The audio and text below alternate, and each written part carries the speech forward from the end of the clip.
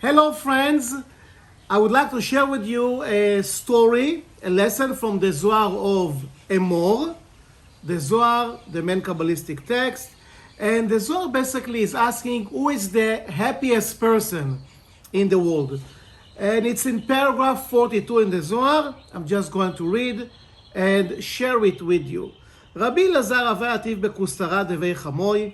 So he's talking about these two great souls, these two Kabbalists, Rabbi Elazar and his father-in-law, and they are sitting in the house, in the father-in-law house, and they're discussing different spiritual matters, different lessons, and then one of them is noticing that the roof is leaking.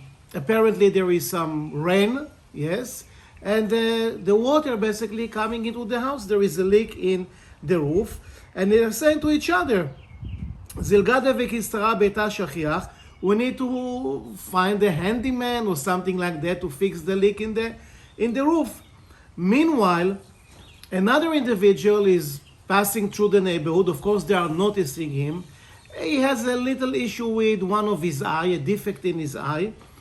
And they obviously pay attention to the fact that he's a handyman. Yes, maybe he's coming with his special truck or what have you.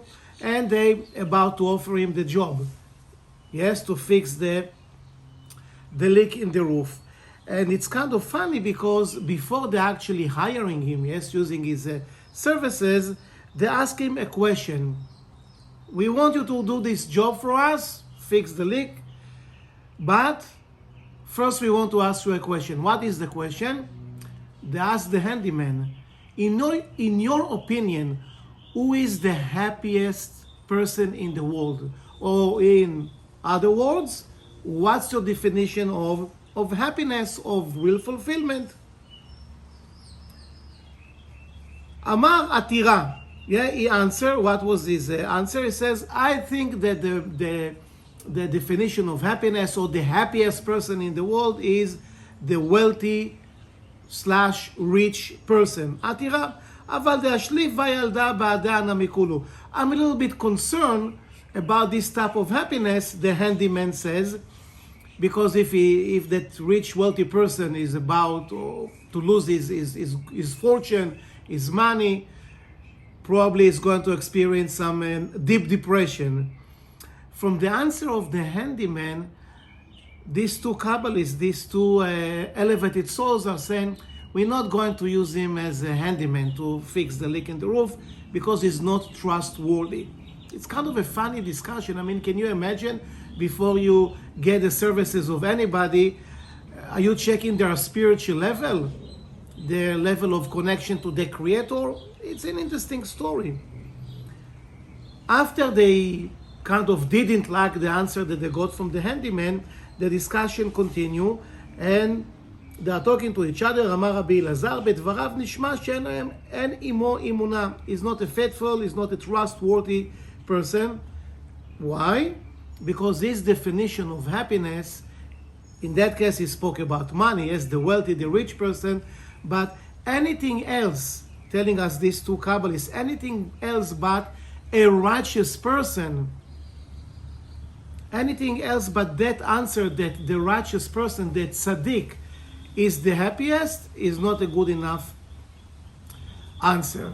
So first lesson, I mean there are many lessons here, yes, but first lesson is that when we think about happiness and fulfillment, it's good every once in a while, yes, to do a little bit inventory, to think about that concept of being happy or fulfilled person, and maybe to have a different ladder of priority. I would like also to explain about the tzaddik, the righteous individual, because many people think that righteous is maybe somebody that prays a lot, to meditate, some kind of a holy man or holy woman.